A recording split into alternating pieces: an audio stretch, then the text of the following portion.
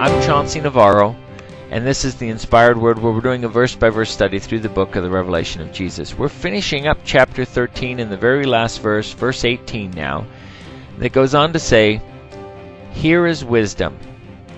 Let him who has understanding calculate the number of the beast, for it is the number of a man. His number is 666. Now, it's not just that, the number of man is 6. On the 6th day, God created Adam. Every 6 days, our cells regenerate, and so on and so forth. It's not just that it's 6, that it's the number 6 here, because 10 is the number of completion. If you multiplied the 6 times it, you get 60, so there you get your 66 would be completion of man plus man. You get to the 100 times the 6, and you get your 600. There's your 666. But the aspect on it, it says, here is wisdom. Let him who has understanding calculate the number. So you can calculate this number. The number can be calculated. For it is the number of a man. Now, if you noticed on the previous verse, it says the name of the beast or the number of his name. It's telling you specifically that this number comes from his name.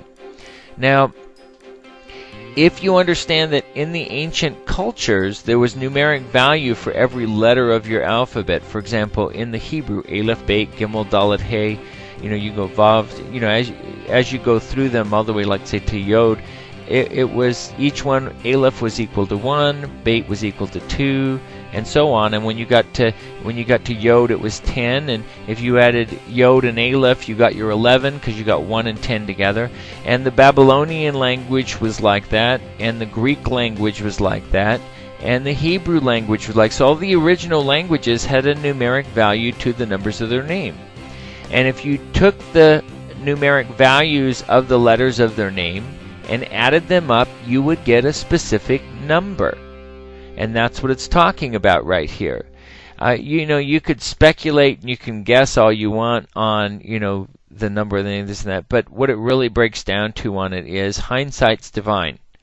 It's a hell of a lot easier to, when it gets in a closer picture of somebody who's going to be the new world leader, the world political leader, the one world government, that you take his name from the early languages and you add up the numeric value, it should add up to 666.